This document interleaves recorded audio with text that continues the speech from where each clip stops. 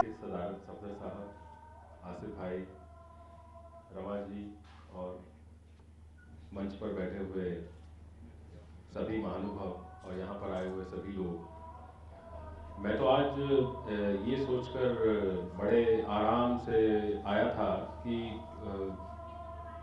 जिस तरह से मुझको आज बुलाया गया है तो उसमें पढ़ने की कोई गुंजाइश नहीं होगी। तो पढ़ना तो होगा नहीं, तो इसलिए मैं बड़ा आराम से आया था। लेकिन यहाँ अगर आपने देखिए, शायरी या कविता जो है वो अगर मैं कहूँ तो वो सबसे ज़्यादा जो है वो अपने आप से बात करने का एक तरीका है। क्या बात। हम किसी से कुछ नहीं कहते जब कविता कर रहे होते हैं या शेर लिख रहे होते हैं, हम अपने आप से बात कर रहे होते हैं। और फिर ये आपकी बातचीत का स्तर है, आपकी बातचीत का लेवल है कि आप कहाँ तक पहुँचते हैं। शायद पहली बार हम अपने को ढूंढते हैं, दूसरी बार फिर थोड़ा गहरा ढूंढते हैं, तीसरी बार और ढूंढते हैं, और धीरे धीरे शायद हम भगवान तक, खुदा तक भी अपने ही माध्यम से, अपने ही जरिए पहुंचने की कोशिश करते हैं। और इस मायने में जो शायरी है वो बड़ी रूहानी है और दिल को बहुत सुकून देने वाली चीज है। लेकिन शायरी में एक दिक्कत बहुत है कि ये जो बातचीत है ये कभी खत्म नहीं होती। आप बात करते हो अपने से और गहरे उतरते जाते हो, लेकिन ये बातचीत कभी खत्म नहीं होती। आप एक बार बातचीत खत्म करके उससे बाहर आते हो तो आपको वो जो बिछुड़ना है वो फिर से सालता रहता है, और ऐसे सालता है कि आप उसमें फिर जाते हो, और ये सिलसिला मुसलसल चलता रहता है, ये कभी खत्म नहीं होता। तो शायरी इस मायने में, कविता जो है इस मायने में अपने आप में एक बड़ी अनोखी चीज है जो आपको सुकून भी देती है, लेकिन साथ साथ आपको बार बार सालती भी रहती है। पर इसका सबसे ज्यादा मजा यह है कि आप अपने आप से, अपने खुदा से, अपने भगवान से भी रूहानी स्तर पर बातचीत कर सकते हो। तो मुझे बड़ी खुशी है कि आज आसिफ भाई ने इस तरह का कार्यक्रम रखा और मुझे एक आदेश दिया है इन्होंने कि मैं एक छोटी सी कविता सुनाऊंगा आपको।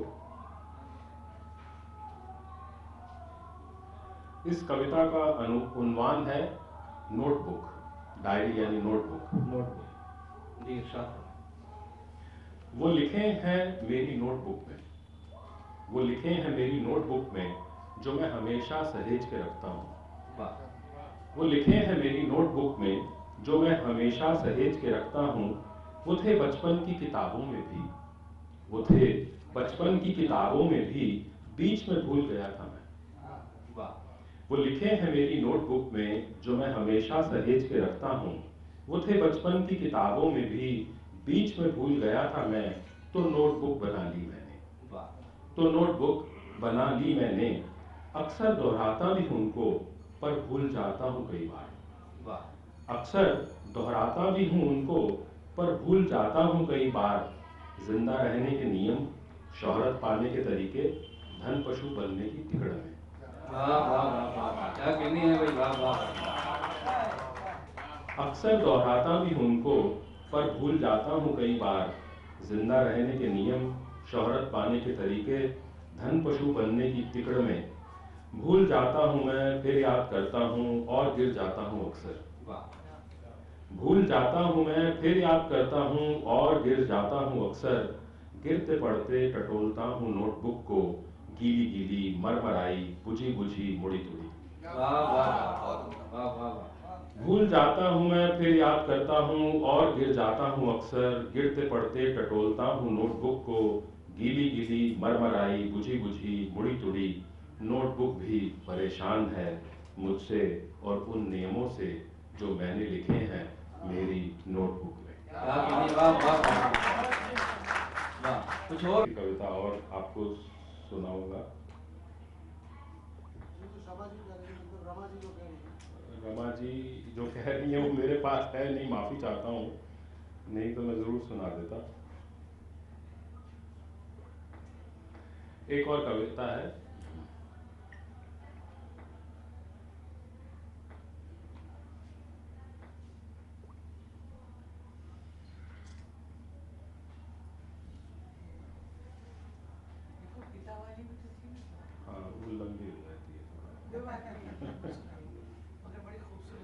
आपको शुरू में ज़हमत दी गई ताकि आप जितना चाहें पढ़ें।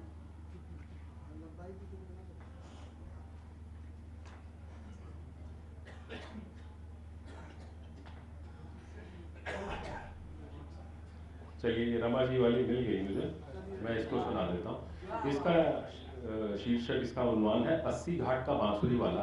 बनारस का एक घाट है जिसका नाम है 80 घाट। बनारस में 80 घाट हैं, तो ये 80वां यानी आखिरी घाट है, तो इसका नाम भी 80 घाट का रखा गया। हाँ जी सुनिए हजरात। इसे कहीं से भी शुरू किया जा सकता है, इसे कहीं से भी शुरू किया जा सकता है। बनारस के 80 घाट की पार्किंग से लेकर साइबेरिया से आए पक्षियों, अलमस्त फिरंगियों, टूटी सड़कों, बेजान रिक्शों, छोटी बड़ी नावों, कार का शीशा ठकठकाते नंग धड़ंग बच्चों, इसे कहीं से शुरू कहीं बीच मंझधार ले जाया जा सकता है। इसे कहीं से भी शुरू किया जा सकता है। बनारस के 80 घाट की पार्किंग से लेकर साइबेरिया से आए पक्षियों, अलमस्त फिरंगियों, टूटी बेजान सड़कों, रिक्शों, छोटी बड़ी नावों, कार का शीशा ठकठकाते नंग धड़ंग बच्चों, इसे कहीं से शुरू कहीं बीच मंझधार ले जाया जा सकता है। तभी बीच कोई बांसुरी बजाता है, तभी बीच कोई बांसुरी बजाता है, छोटी सी सुरीली तान बजाता फिर रुक जाता, अपने मोटे बांस पर टंगे बांसुरियों को ठीक करने लगता। तभी बीच कोई बांसुरी बजाता है, छोटी सी सुरीली तान बजाता फिर रुक जाता, अपने मोटे बांस पर टंगी बांसुरियों को ठीक करने लगता। कद मध्यम उम्र अधेड़, लाल टीका सादे कपड़े, पंख आंखों में चकती बुझती चमक। कद मध्यम उम्र अधेड़, लाल टीका सादे कपड़े, पर आंखों में चलती बुझती चमक, आंखें बंद कर तान लगाता, फिर आते जातों को उम्मीद से तकने लगता। आंखें बंद कर तान लगाता, फिर आते जातों को उम्मीद से तकने लगता।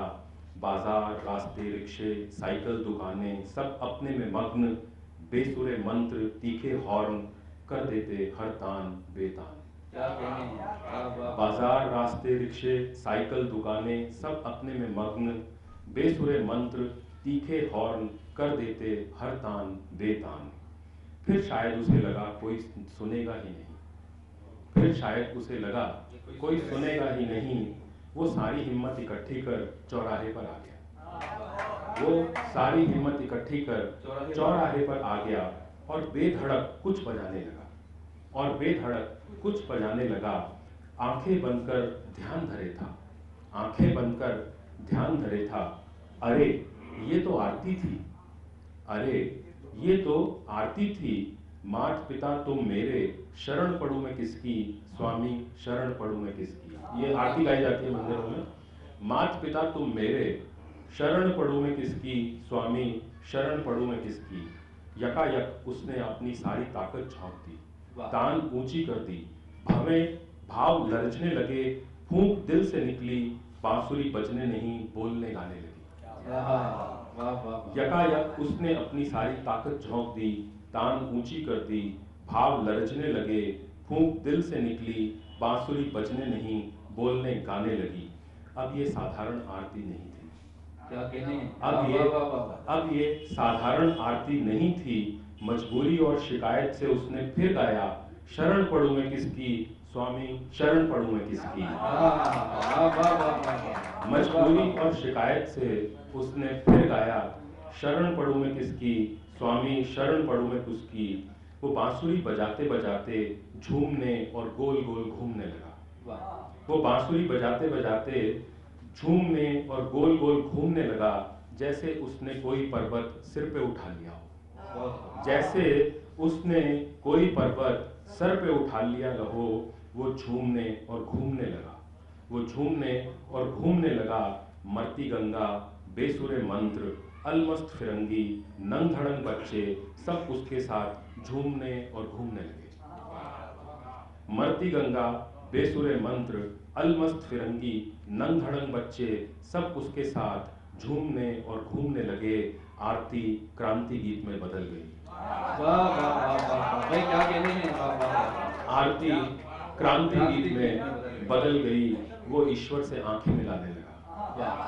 वो ईश्वर से आंखें मिलाने लगा, सीधे सीधे टेढ़े टेढ़े सवाल पूछने लगा। सीधे सीधे टेढ़े टेढ़े सवाल पूछने लगा। बिजली कड़की गंगा उजियारी हो गई। बिजली कड़की गंगा उजियारी हो गई। बादल गड़गड़ाए मंत्र सुरीले हो गए। बिजली कड़की गंगा उजियारी हो गई। बादल गड़गड़ाए मंत्र सुरीले हो गए। पानी बरसा नंग धड़ंग बच्चे गोरे चिट्टे हो गए।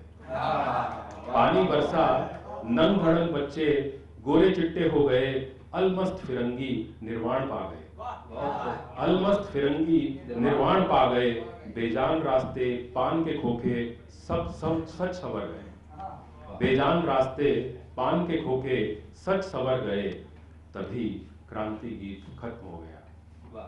तभी क्रांति गीत खत्म हो गया। कहीं कुछ न बदला।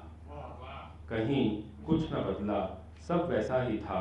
उसने चुपचाप बांसुरी मोटे बांस में खोसी और कंधे पर सलीब लादे घर वापस चल पड़ा। उसने बांसुरी मोटे बांस में खोसी और कंधे पर सलीब लादे घर वापस चल पड़ा। आज भी 2-4 बांसुरियां ही बिकी थी। आज भी 2-4 बांसुरियां ही बिकी थी। वो आज भी आधा खुश आधा उदास था। वो आज भी आधा खुश आधा उदास था। उसे किसी इनकलाब की खबर न थी। उसे किसी इनकलाब की खबर न थी। बस मैं मन मसों से चुपचाप खड़ा था। बस मैं मन मसों से चुपचाप खड़ा था कि आज फिर क्रांति हो नहीं पाई। आज फिर क्रांति हो नहीं पाई।